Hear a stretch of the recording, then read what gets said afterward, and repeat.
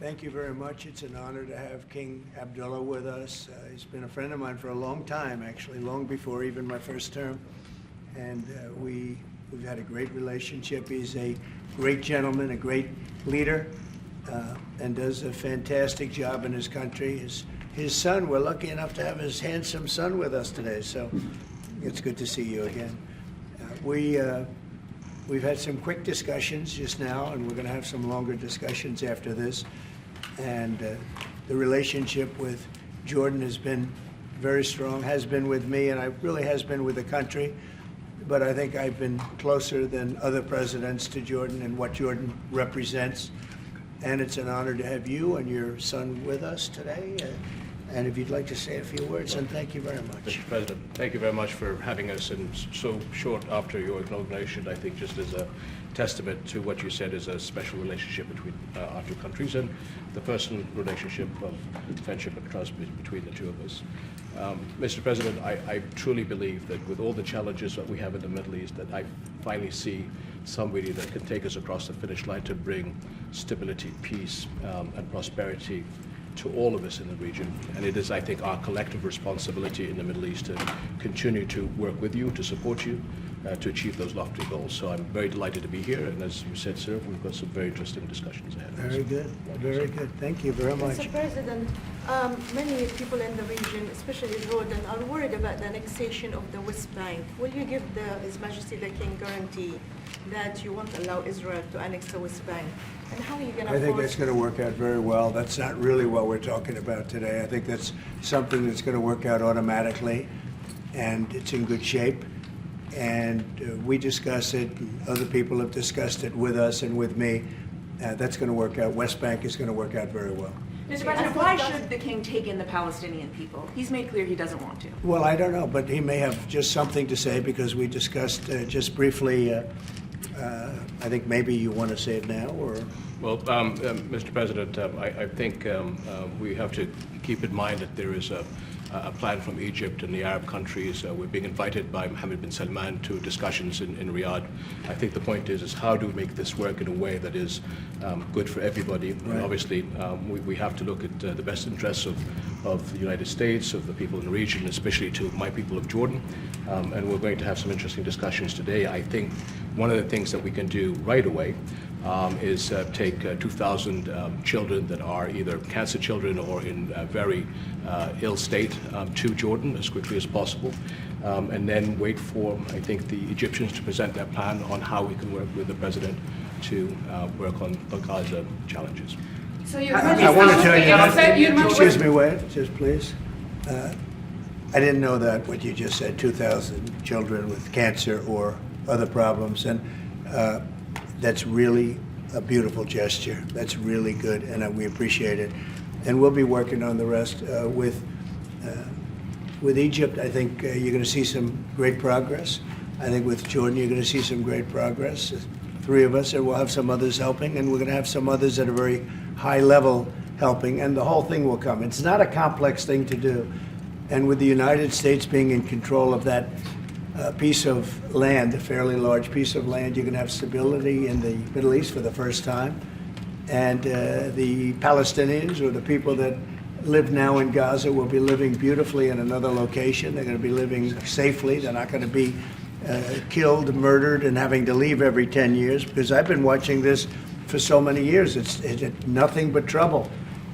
Everyone's being killed. They're being robbed. It's like living in hell. And they're going to end up having a great home, great families that don't have to get mugged and killed and beaten up and harassed by Hamas and everybody else. And I know we'll be able to work something. And what you just said about the 2,000 is fantastic. It's so beautiful. It's music to my ears. But we're going to be able to work something, and I know we'll be able to work something also with I believe, not 100%, but 99%. We're going to work out something with Egypt. But Mr. President, during your election campaign, Mr. President, how is the U.S. going to own Gaza? Your White House has made clear taxpayer dollars won't be used for this. So what money are you going to use to buy Gaza? We're not going to buy anything. We're going to have it, and we're going to keep it, and we're going to make sure that there's going to be peace and there's not going to be any problem, and nobody's going to question it. And we're going to run it very properly, and eventually we'll have economic development at a very large scale, maybe the largest scale on that site. And we'll have lots of good things built there, including hotels and office buildings and housing and other things. And we'll make that site into what it should be. And the people from Gaza who wouldn't be able to be there for years, because you're talking about just to get it and prepare it and to take care of all of the problems that currently it has, as you know, tunnels, and people are in those tunnels, and you have some good people and some bad people, and you may have hostages right now. You know, you have the hostages possibly there. They don't know where they are. And, you know, I have a Saturday deadline, and I don't think they're going to make the deadline personally. I think they want to play tough guy, but we'll see how tough they are. But it's going to be a wonderful thing. It's going to be wonderful for the Middle East. I think it'll turn the Middle East. I think you're going to have peace in the Middle East. You're going to eventually have peace in the Middle East. Couldn't this deadline risk undermining the talks that you're having with the king today, and risk the kind of wider peace that you're trying to? Because we're not talking about a big situation. We're talking about something that can go very quickly. We're talking about it's going to go quickly. It's not going to take a long time, okay? That's not going to take a long time. You know bullies? You know what a bully is, right? You know the bully, I've always, and I found it throughout my life, a bully is the weakest person. And they're bullies. Hamas is bullies. The weakest people are bullies. You know that, right? All right, go ahead. Mr. President, you were saying that Palestinians will live somewhere else safe. Where exactly do you want them to live? Well, it's not where I want them to live. It's going to be where we ultimately choose as a group. And I believe we'll have a parcel of land in Jordan. I believe we'll have a parcel of land in Egypt. We may have someplace else, but I think when we finish our talks, we'll have a place where they're going to live very happily and very safely. And, you know, don't forget, they only want to be on the Gaza Strip because they don't know anything else. They've never had an alternative. And they don't want to be on the Gaza Strip, but they have no choice. They have to be. And they're being killed there at levels that nobody's ever seen. No place in the world is as dangerous as the Gaza Strip. They don't want to be there. They have no alternative. When they have an alternative, not one person will want to stay where they are. Nobody wants to stay there. They're living in hell. It's a death trap. Mr. President, how do you know that the Palestinians don't want to leave their land? Some people say this is ethnic cleansing. You won't be able to force them to leave their land. They stay We're moving there. them to a beautiful location where they have new homes, where they can live safely, where they'll have But they want to doctors leave, and sir. medical and all of those things. And I think it's going to be great. Yeah, any questions? King Abdullah, what do you think about the U.S. taking over the Gaza Strip? Do you want to see the U.S. own the Gaza Strip? Well, I think, as I said earlier, the president is looking at Egypt coming to present their plan.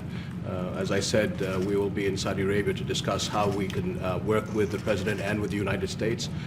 So I think let's wait until the Egyptians can come and present it to the president and not get ahead of ourselves. And is there a parcel of land in Jordan that you're willing to have Palestinians? Well, I think what we said, I have to look at the best interests of my country. I think the president is very happy that we do this thing with 2,000 children as quickly as possible.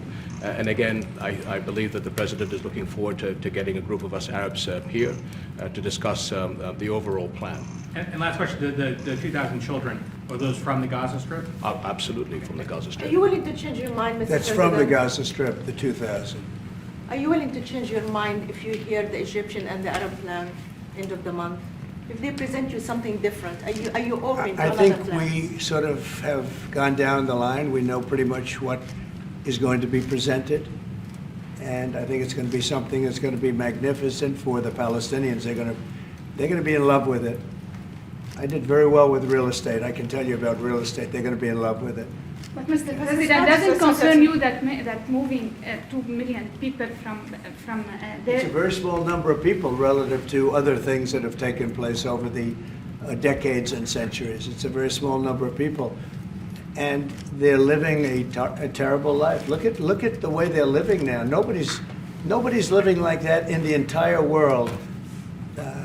They're living under buildings that are mostly fallen down and will continue to fall down. And they're living under. People are being killed every day. The conditions are horrible. There are no conditions anywhere in the world that are worse than the Gaza Strip right now. But don't you have Mr. concern President, that you you can said all destabilize hell- Jordan and You said all Egypt? hell will break out if all the hostages are not released on Saturday. What did you mean by that? And are you encouraging Netanyahu to walk away from this deal? Have you talked about this with him? So I've looked at at the condition of people coming out of the hostage situation, and it's horrible. I looked at the before and after yesterday. 3 young men. One is dead now, as you know, the older gentleman who died, which everybody said he was alive and well. He's dead.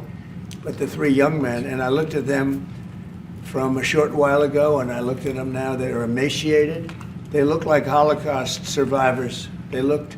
I mean, they'll get better, but they're in rough shape. They were treated really badly, and we've heard things from them since. And I think the reason that Hamas is playing so cute is because they saw the reaction to these 3 people that came out, and the other was, look, the one young lady had her hand blown off practically, and they were not in great shape either. But she's missing her fingers and a big part of her hand. You know what she did? She was stopping a bullet that was aimed at her. She went like that, and it blew off her hand. No, I think I think they want time, because I think the people that they have living are in such bad shape, because they're sending the most healthy people out because they don't want to send the least healthy people out. And there was an uproar when they saw the people from yesterday. So these people are, so I don't want to do 2 and then we do another 2 in another week and then we do 4 in 3 weeks. No. They either have them out by Saturday at 12 o'clock or all bets are off. Mr. President, Mr. President, would you still consider withholding aid to those countries if they don't accept your plans to accept? Well, I don't want to say that because we've had such a good relationship and we're doing so well just in the short time that we've been talking. I mean, the king just made a statement. I didn't ask him to do that, about literally saving 2,000 young children from the Gaza Strip. We didn't know about that. You didn't know about that. Nobody did, except for the king and his son. I assume you told your son, right? And I just thought it was great. No, I think we'll do something. I don't have to threaten with money.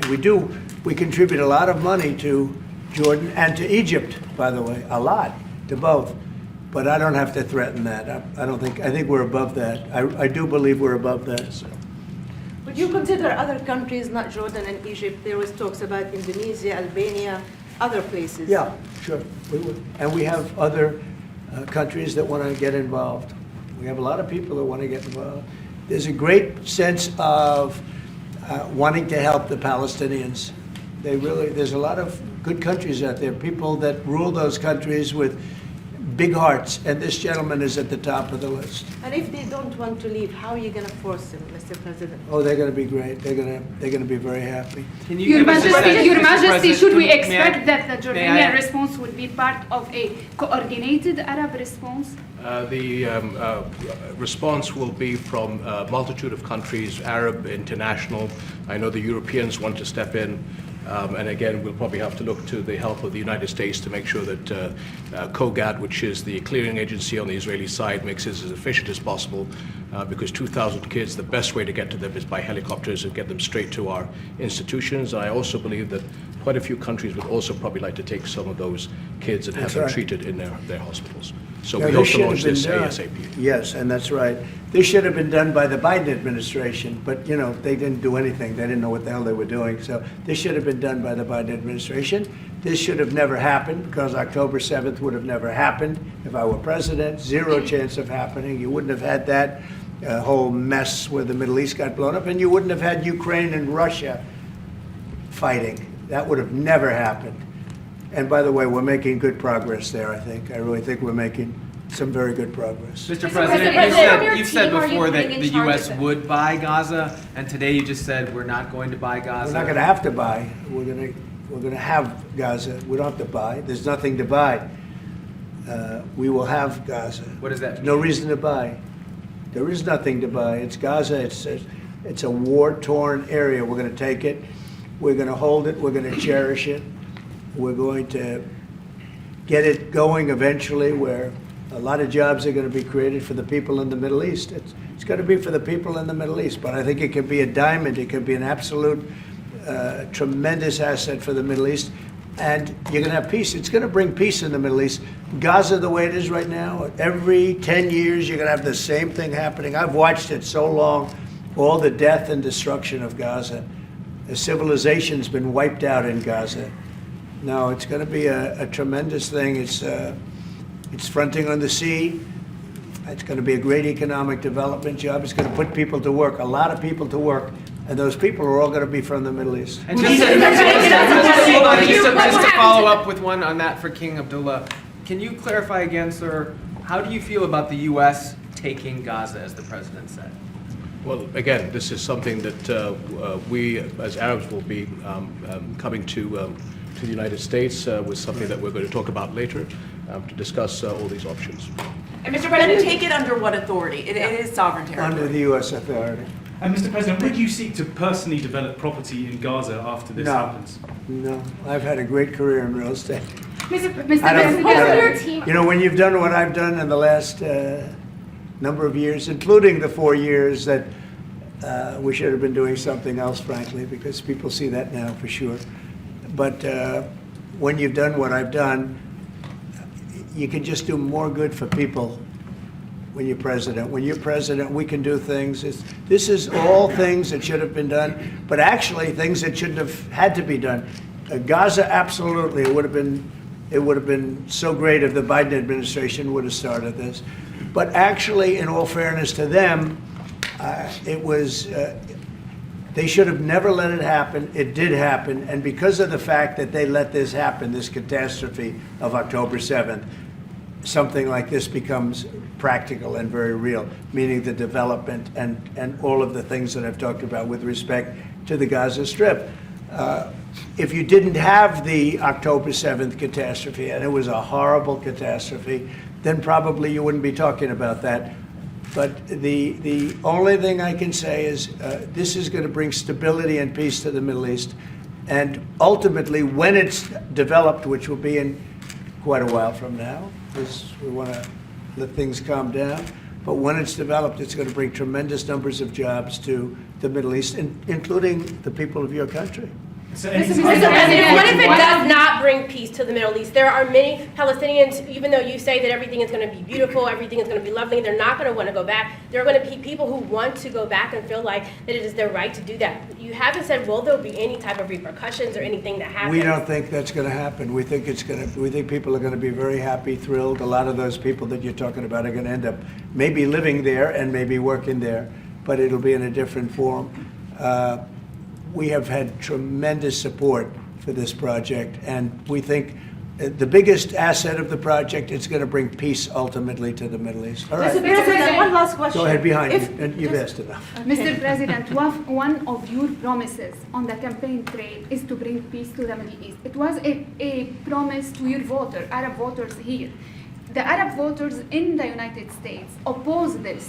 What do you say to them? Well, you know, if you look at Michigan, where we have a large Arab population, as you know, I was just telling the King that we won. As you know, I won the Arab population. Now, when I started off, I wasn't leading, and when I finished, a few months later, we started campaigning in Michigan.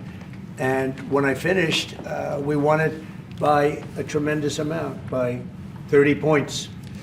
So my relationship with the Arab population has been fantastic, and my relationship with the Middle East is very good with all the countries, just about all the countries. Let's see, I would say all the countries.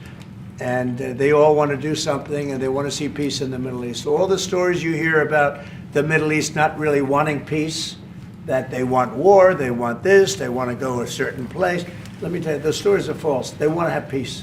I know them all very well. They want to have peace. They want to have a good life like other people. And this will be a big factor in bringing peace to the Middle East. Thank you very much, everybody. All right, guys. Thank you, guys. Let's go, press. Guys, let's go. Press, let's go. Thank you. Come on, guys, quickly, please. Thank you. Thank Guys, you let's all. go. We're moving. Come on, quickly. We're moving out this way. Thank you, Thank guys. you. Thanks, guys. Come on, guys. Out this way. Quickly, please. Right here. Quickly, guys. Thank you. Moving. Thank you. Thank Come on, guys, let's you. go.